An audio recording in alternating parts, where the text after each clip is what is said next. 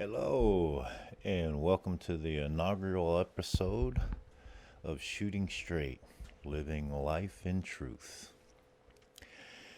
So, today is probably going to be a pretty short episode.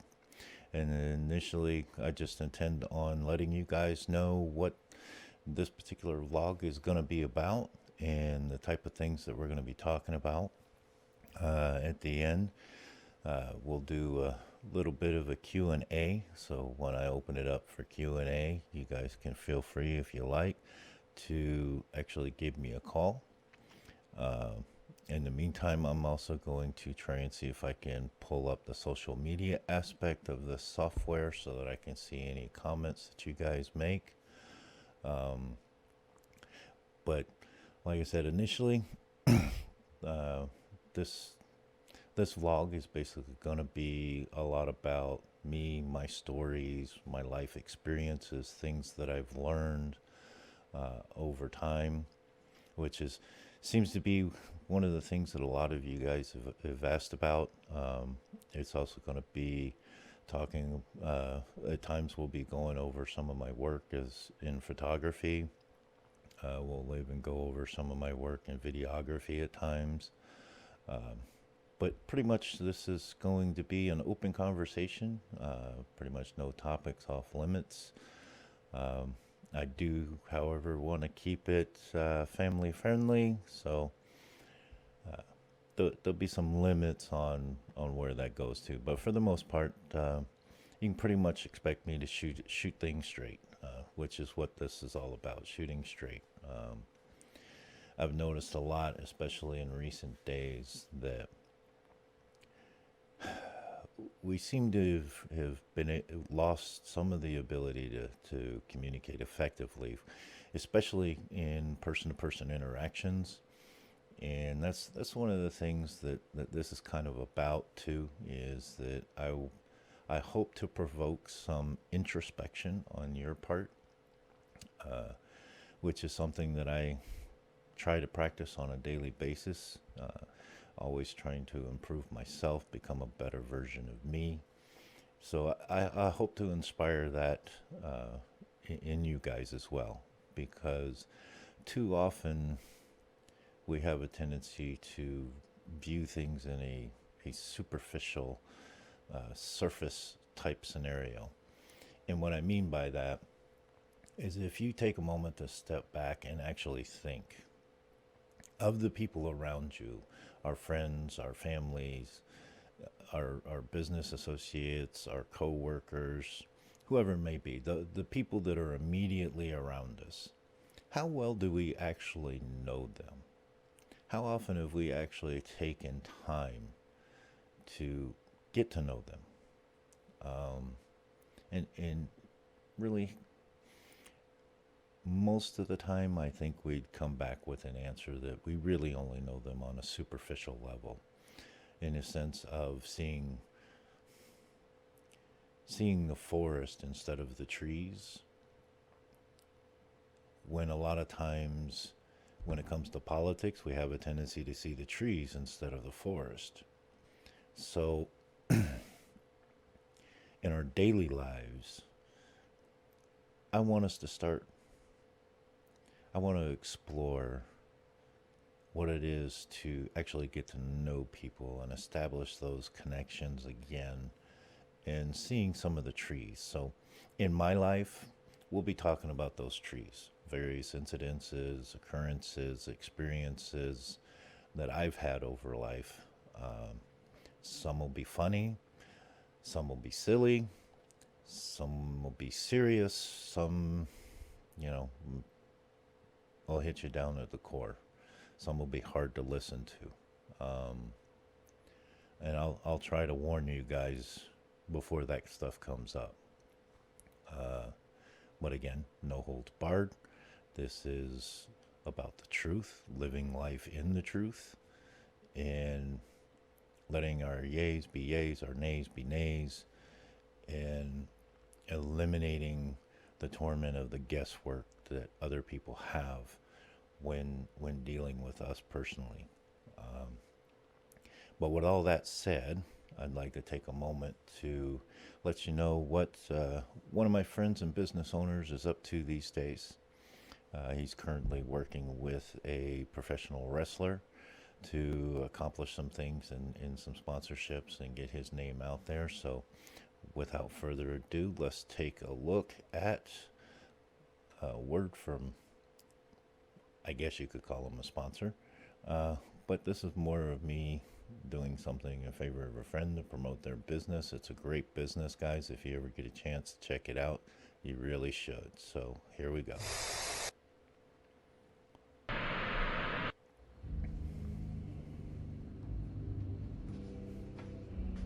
I am Taliaferro, and on April 9th, I will be bringing my beautiful madness to Generation Championship Wrestling in Tampa, Florida. And I am coming, courtesy of Twisted Minds Escape Room. At Twisted Minds, you can enjoy a family-friendly test of your mind and skill as you face one of the many challenges offered, such as Camp Calico, Diggers, Vanished, and coming soon, a new twisted adventure full of mayhem.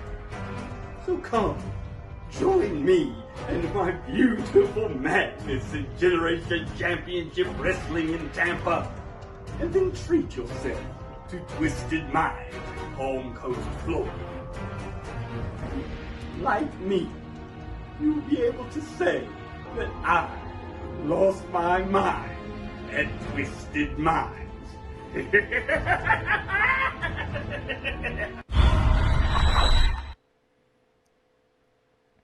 Alrighty, guys. As you can see from some of those photos, it's a fantastic place. They put a lot of thought into the various rooms, a lot of thought into the gaming. They're focused more on people having fun, having an adventure, being able to do it with family and friends. And I tell you what, if you go and you do one, you'll have a good time. They're great people. I highly encourage you take a small trip one day, like a day trip, and go down there and enjoy it. So, with that out of the way, with that done, just wanted to go over a few things, let you guys know again, like I said, some of the things that we'll be covering in this vlog. One of those things is my work as a photographer, and if some of you haven't seen some of that work, which I would be surprised if you haven't, because I'm constantly posting this stuff on Facebook and on my business page and pretty much anywhere I can to let people know that I'm doing this stuff. But here are a couple of examples of some of the work that I've done. The one there on the left is the most recent senior portrait that I've done. That gentleman was a blast to work with. As you can tell, he's got a great look. And then the others were some photos that I've taken during some wildlife expedition, so to speak, with a good friend of mine, Kevin. Once I got my Sigma 150 to 600, I found I had a lens again that was good enough to actually go out and start doing some of that stuff. So these are some of the first photos that I've taken with that lens, and it's been a blast. I look forward to my trips with him, and hopefully we'll get some time where our schedules can meet up again here soon, and I'll get a chance to do it again. But with that said, I'd also like to go ahead and show you this other image that I did right before COVID-19 hit and then everything went into lockdowns. I took some time to do some photos for my friend down there in Palm Coast, Steve, who was in the process of trying to market some of his t-shirts and his hats, which you guys can get if you go down there and take a look. And don't forget to go online to book your time with them to get a room and experience the adventure. But This was back when I first got my EOS R and first got my uh, Godox 600 BMs. Uh, and this was one of the first shoots that I did with it. I love this image. It's incredible to me. I finally got to do what I was looking to do for a long time but couldn't pull off with flashes or speed lights. And that was be able to balance the artificial light with the natural light. And this was taken down in Washington Oaks at one of the benches there. And the one of the reasons that I love it so much is that I was able to get this shot, balance out the light, and still be able to get the details of the sky in there as clear as we did. I absolutely enjoyed this photo session, which actually was 4 different photo sessions, all in the same day. I had this one with Lexi at Washington Oaks, and then I did another one with Lori over at the Princess Preserve, and then I did another one at Twisted Minds, where we got some shots of the various rooms and stuff that you saw in that video. And then I came back here to the house and had another session with another friend of mine. And it was a long day, but it was a blast. We had a great time. All the models were fantastic to work with. So if you haven't worked with any of them, I highly suggest if you get the opportunity, you do so. You'll enjoy it.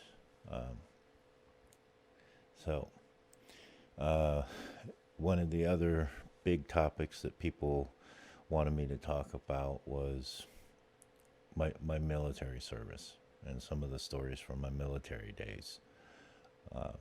So I figured we should probably start off with the overview of my military career. And I can't think of a better way of doing that than sharing with you guys my shadow box. Now, this isn't a real shadow box. This is just a virtual one that I put together that actually shows all the different awards, the ribbons, the medals, and whatnot that I've received during my time in the military.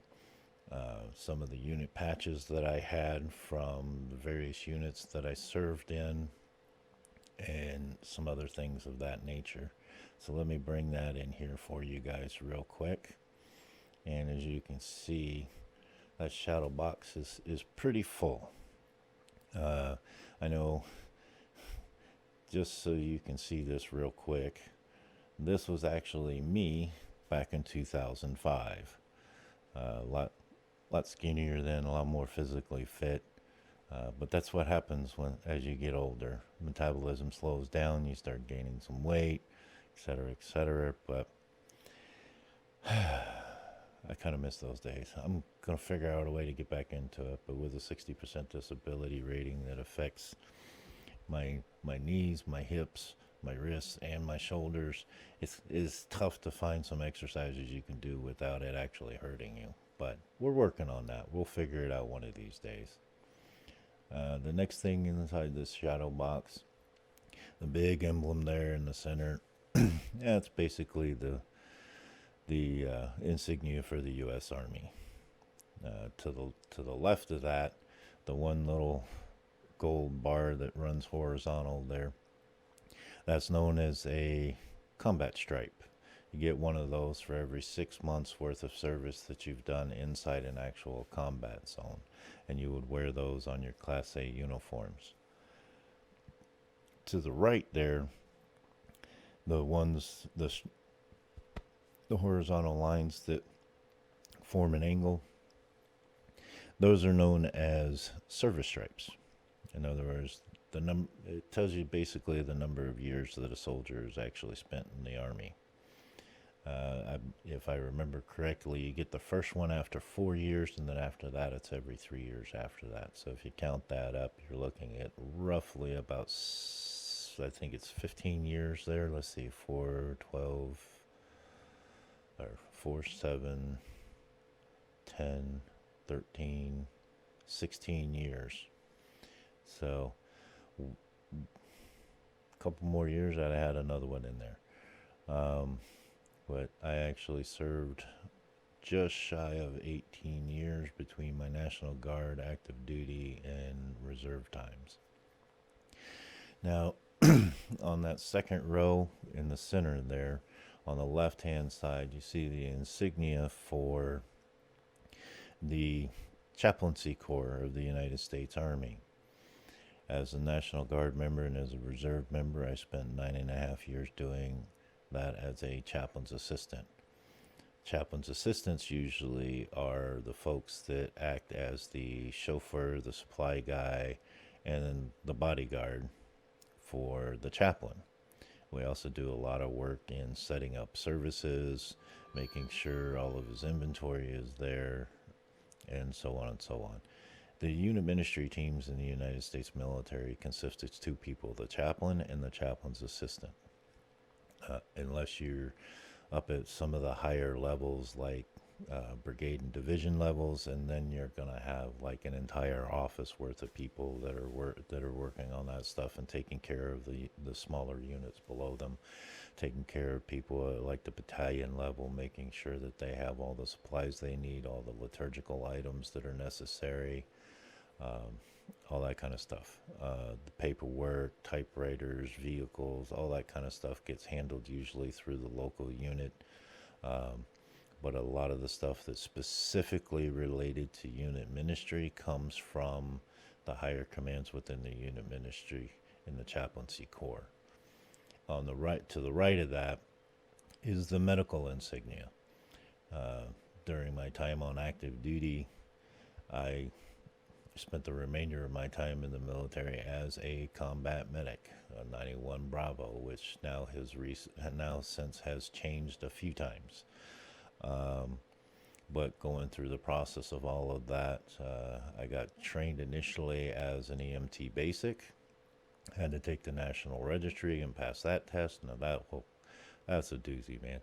They got some questions in there that, I mean, it's multiple choice, but you really have to read those questions and seriously take them at face value. If it doesn't say it in the question, it's not asking about it, because some of those questions, all four answers could be the correct answer to the question, but if it doesn't give you information, you can't assume anything. You have to go strictly based on what is asked in the question. So, that was a hard test. That was one of the hardest tests I have ever taken in my life, but it was worth it. I ended up passing the test. I got my National Registry as an EMTB, went on to my first unit, and essentially got trained up and was performing skills that were far above what I was initially trained at. And that was one of the beauties of being able to work in a hospital unit straight out of AIT, was I had plenty of opportunities to go and get trained on higher level tasks and whatnot. So ultimately, eventually, I ended up getting to the level of paramedic. And then had the privilege of doing some things under doctor supervisions that go beyond that. Maybe one day we'll get into that a little bit more, but not today. As it is, I've kind of drug on a little bit longer about this than I should have, but hey, there's a lot to tell. Now, for the flags, I know this question has come up a lot in the past, and so I want to give you a little bit of understanding. If you ever see someone wearing a flag on their right shoulder in uniform, and you see the stars and stripes to the right-hand side, there's a reason for that. The idea is that we are constantly moving forward, so the stars are always facing in a forward direction. So if it's on the right-hand side and they were where they were supposed to be, then the stars would be to the back of the person instead of to the front. But if you think about if you were in motion and the wind hitting the flag, then the stars and stripes are going to be on the right-hand side of the flag. So that's what that is. Now, if you were to take and put that over on the left-hand shoulder or over on the left shoulder, then the same thing would take place. The stars and stripes would be to the front. which would then place them to the left, which is the way most people are used to seeing the flag displayed. So that's what that's all about. The difference between the two is the one on the left is the one that we would wear on our Class A uniforms, i.e. the dress uniforms, where we would wear all of our ribbons, our medals, and all this other stuff that I've been talking to you about. The one on the right is the one that we would actually wear in our combat dress uniforms, i.e. the camouflage type stuff. So, and the other thing that I get a lot of questions about is this stuff right here. These were the ribbons and stuff that I was awarded while I was in the military. Uh, as you can see, there's a bunch of them. The National Defense Medal is in there. One of these days, I'll take some time and we'll really go through some of these and explain what all that stuff is. But the National Defense Medal is in there. The Southwest Asia Service Medal is in there. The Kuwaiti Liberation Medal is in there. And a lot of that comes from my time in Desert Storm. But I also had the Global War on Terrorism, the NCO Development, and the Good Conduct Ribbon, Army Commendation, Army Achievement Medals, and the Overseas Service Ribbon.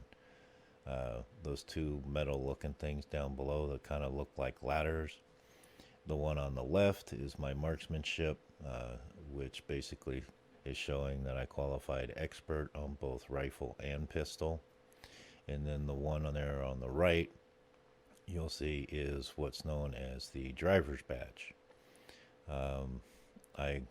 The rungs there are for different types of vehicles, but there's also one to where you get another. I forget what they're called, but another one of those segments that look like the rung in the ladder, based on mileage. One of those is actually for that because I put over 1,000 miles on a single track in a single year doing various field training exercises, and those are accident-free miles. So it's quite the accomplishment because it's really easy for accidents to happen when you're doing the kind of stuff that we do in the military and in the Army. So on that note, we'll cut it short there and come back out to the overall picture there. And if you'll notice, the images off to the right and the left extremes there, those are the different unit patches that I wore throughout my career. The one on the top left there with the white lightning bolts, that was the patch that I wore when I was with the 146th Signal Battalion, and if any of you guys are familiar with it, then you'll know that's the National Guard unit that's out there on Normandy Boulevard. That's where I started my military career back in 1987. As a 17-year-old, I signed a dotted line, and 2 months later, I was attending drills. And then the very next year, right after graduation, I went through MEPS, went off to basic training, and became a chaplain's assistant. 4 years later, in 90, I was serving with the 45th Infantry Division out in Tulsa, in Broken Arrow, Oklahoma, which is the Thunderbird you see in the bottom left corner. That's what we call it, a Thunderbird. That's where I was mobilized and activated to active duty to go over to Desert Storm. Over on the right hand side, you'll see the patch with the blue and gold and the sword in the middle. That's the 232nd Medical Brigade. I was actually assigned to a medical clearing company, kind of similar to what you saw on MASH, the TV show. That's kind of what we were, but we didn't do surgical stuff. It was basically a field hospital, like one step up from an aid station that would be located with the battalions. They did have surgical capabilities, but they were limited in that. But yeah, it was it was pretty similar to what you saw on MASH.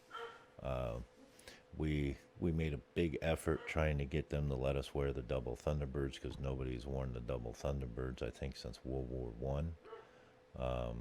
So we were hoping to get that privilege of being able to do that. And what I mean by double Thunderbirds is you wear the Thunderbird on the left shoulder indicating that's your current unit, and you wear the other Thunderbird on the right shoulder indicating that's the unit you went to combat with. But they ended up making us wear the 232nd Medical Brigade's patch for that incident. But that's how that goes. And yes, as you can see down in the bottom right hand corner, I did serve some time with the Big Red One. For those of you guys familiar with history, you kind of know some of the places and some of the battles that the Big Red One has been involved in. So it was a privilege and an honor to get to serve with those guys. So with all that said on that, I will cut that short on there. And I think at this point, I am trying to figure out how to get the social media comments up so I can see what you guys are saying. But in the meantime, I'm going to go ahead and play a pre-recorded video that I made in my little recording booth here in my editing studio for you guys to enjoy while I try and figure out how to get those comments up. So if you would just give me a brief moment and I will get that playing for you. I am still trying to figure out some of these controls and how to make stuff work, so bear with me. I will get better at this as time goes along, I promise. So here we go, without further ado. Well, today, I'm going to tell you. No, I'm not going to tell you. I'm actually going to sing a cadence to you that we used to sing when we were marching down the avenue. Because I think it does a pretty darn good job of describing what it's like being in the Army. So, without further ado, it goes a little something like this. They say that in the Army the chow is mighty fine. A chicken jumped off the table and started marking time. They say that in the Army the biscuit's mighty fine. One rolled off the table and killed a friend of mine. They say that in the Army the coffee's mighty fine. It looks like muddy water and tastes like turpentine. They say that in the Army the pay is mighty fine. They give you $100 and take back 99. They say that in the Army the women are mighty fine. They look like Phyllis Diller and walk like Frankenstein. Oh, oh Lord, I wanna go home, but they won't let me go home. Hey! And that, my friend, is what it's like being in the Army. Hey guys. Alright, so I hope you guys enjoyed that little tidbit. I still haven't been able to figure out how to get my comments, how to get this software comment stuff to work. So give me a second. I'm going to pull up my Facebook and see what kind of comments I got going on. And in the meantime, if you guys want to call in, the line is open. Feel free to give me a call and we will field some questions for you.